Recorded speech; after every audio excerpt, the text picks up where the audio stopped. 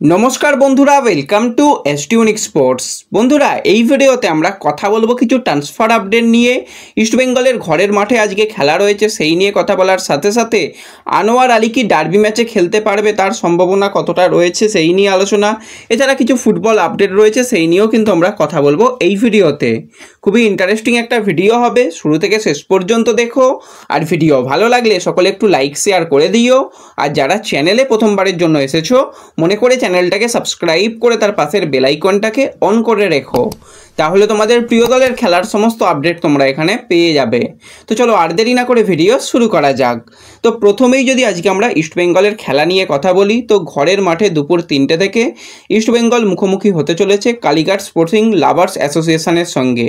East Bengal কিন্তু বর্তমানে point টেবিলের 1 নম্বর পজিশনে রয়েছে, তারা কিন্তু গ্রুপ শীর্ষে থাকতে চাইছে, কিন্তু বেশ কিছু সমস্যা তৈরিও হয়েছে রিজার্ভ টিমে। সমস্যা বলতে বেশিরভাগ প্লেয়ার যারা রিজার্ভ টিমে দারুণ ফুটবল খেলছে তারা কিন্তু ইস্ট বেঙ্গলের সিনিয়র দলের প্লেয়ার, যেরকম আমান ভিষ্ণুর কথা বলতে হয়, তারা কিন্তু ডার্বি ম্যাচের আগে সিনিয়র দলে একদম দারুণ প্র্যাকটিস করছে। তাদের আজকে খেলিয়ে দিয়ে যদি কোনো রকম ইনজুরি হয় কালকে তাদের পাওয়া যাবে না, তো সেই জায়গায় এই দুজন প্লেয়ারকে হয়তো ছাড়া খেলতে হবে। সায়ন এবং রোসলস তারাও কিন্তু কিছুটা অনিশ্চিত রয়েছে।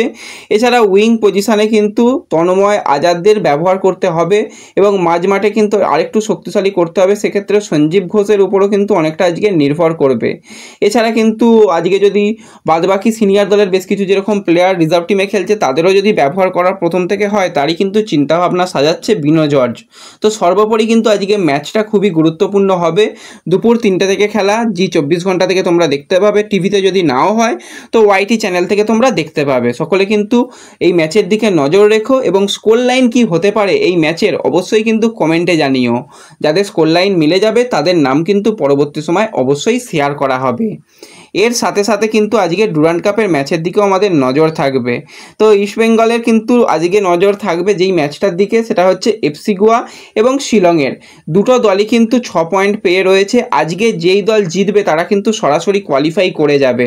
তো যদি ম্যাচের রেজাল্ট আসে সবথেকে ভালো হবে দুই প্রধানের জন্য। তো সেক্ষেত্রে ডার্বি ম্যাচ ড্র হলে দুই প্রধানই অফিসিয়ালি কোয়ালিফাই করে যাবে পরবর্তী রাউন্ডে। কিন্তু আজকে যদি ম্যাচ ড্র হয় তো সেক্ষেত্রে কিন্তু দুই প্রধানেরই মাস্ট উইন ম্যাচ হয়ে যাবে। তো খুবই একটা গুরুত্বপূর্ণ ম্যাচ হবে এবং এই ম্যাচের দিকে কিন্তু আমাদের অবশ্যই নজর থাকবে। রেজাল্ট এসে গেলে সবথেকে ভালো হবে দুই প্রধানের জন্যই। তো এরপরে যদি আমরা একটুখানি ট্রান্সফার নিউজ নিয়ে কথা বলি, বেশ কিছুদিন আগেই তোমাদের জানিয়েছিলাম চেন্নাইন এফসি ছেড়ে কিন্তু এবার রহিম আলী যেতে চলেছে ওড়িশা এফসিতে। তো তারই কিন্তু অফিসিয়াল ঘোষণা এসে গেছে। সের্জিও লোবেরার আন্ডারে কিন্তু 2027 সাল পর্যন্ত দীর্ঘমেয়াদী চুক্তিতে এই বাঙালি ফরওয়ার্ড সাইন করেছে। তো আশা করি রহিম আলী তার সেরা ফুটবলটা সের্জিও লোবেরার কাছে খেলতে পারবে। বয়স তো বেশি রহিম আলীর নয়, মাত্র 24 বছর। তো এই সময় যদি সের্জিও লোবেরার সিস্টেমে ফিট হয়ে যায় তাহলে কিন্তু আমরা জাতীয় দলে একটা ভালো মানের স্ট্রাইকার পেতে পারি। তো এরপরে যদি আমরা চলে আসি সরাসরি ইস্টবেঙ্গলের দিকে, তো হেক্টর ইউজ থেকে নিয়ে যেরকমটা জানিয়েছিলাম সে ভিসা পেলেও কিন্তু ডার্বি ম্যাচে অনিশ্চিত। তো সেটাই কিন্তু কার্যত আজকে নিশ্চিত হয়ে গেছে। ভিসা সে পেয়ে গেছে, কিন্তু ভিসা তার হাতে এখনও পর্যন্ত নাকি এসে পৌঁছায়নি কাল পর্যন্ত। তো কোনোভাবেই কিন্তু তাকে ডার্বি ম্যাচে পাওয়া যাবে না। যদিও কালকে সকালেও কলকাতায় আসে তাহলেও কিন্তু তাকে না খেলানোই সব থেকে ভালো, কারণ বড় সিজন, বড় টুর্নামেন্ট, অনেক ম্যাচ বাকি রয়েছে। তো সেক্ষেত্রে তাকে এসেই নামতে হলে কিন্তু চাপ বাড়বে। আজকে যদি এসে যেত তাহলে আলাদা ব্যাপার, যেহেতু আজকে আসতে পারছে না। তো সেক্ষেত্রে হেক্টর ইউজ থেকে ছাড়াই কিন্তু পরিকল্পনা সাজাতে হচ্ছে কোচ কার্লেস কোয়াদ্রাতকে। এছাড়া বেশ কিছু সমস্যা যেরকম রয়েছে ডিফেন্সে, তো তার মধ্যে নতুন সমস্যা তৈরি হয়েছে। তোমরা সকলেই জানো মোহাম্মদ রাকিব, সে কিন্তু কালকে যেটা ইস্টবেঙ্গলের অনুশীলন ছিল সেই অনুশীলনে আসতে পারেনি, তার ইনজুরি এতটাই সিরিয়াস রয়েছে। তাকেও ডার্বি ম্যাচে পাওয়ার সম্ভাবনা খুবই কম। প্রভাত লাগড়া অনেকটাই ফিট হয়ে উঠেছে, পুরোপুরি পরিকল্পনা পরিবর্তন হতে চলেছে ডার্বি ম্যাচে, সেই নিয়ে পরে অবশ্যই আলোচনা করা যাবে। তো এর মধ্যে আশার আলো একটাই রয়েছে, সেটা হচ্ছে রাজাজি কিন্তু অনেক অংশই সুস্থ হয়ে উঠেছে। তার হাঁটুতে তোমরা দেখেছিলে আলাদা রকম একটা ব্যান্ডেজ পরে তাকে খেলতে হয়েছিল, তো হাঁটুর ব্যান্ডেজ কিন্তু সে খুলেছে এবং কালকে মোটামুটি ভালোই প্র্যাকটিস করেছে। খুব একটা হিজাজিকে নিয়ে আর চিন্তা করার কারণ নেই। তো হিজাজি ডিফেন্সে অবশ্যই থাকছে। তার সাথে সাথে কালকে তোমাদের জানিয়ে দিয়েছিলাম যে আনোয়ার আলী সেও কিন্তু ইস্টবেঙ্গলের প্রস্তুতিতে যোগদান করেছে। রয়েছে।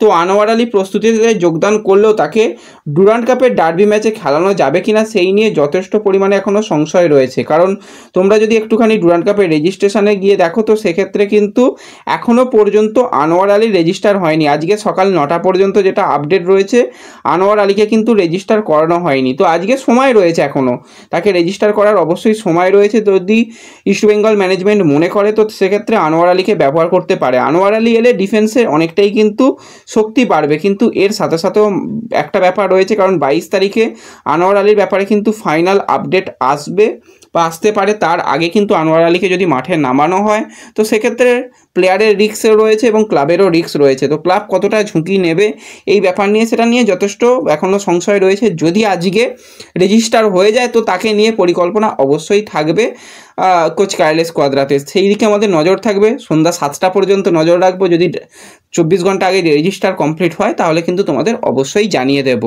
তো এই ভিডিওতে এই কয়েকটাই ছোট্ট আপডেট তোমাদের সঙ্গে শেয়ার করার ছিল। ভিডিও ভালো লাগলে লাইক শেয়ার করে দিও। তো দেখা হচ্ছে পরবর্তী ভিডিওতে। ধন্যবাদ।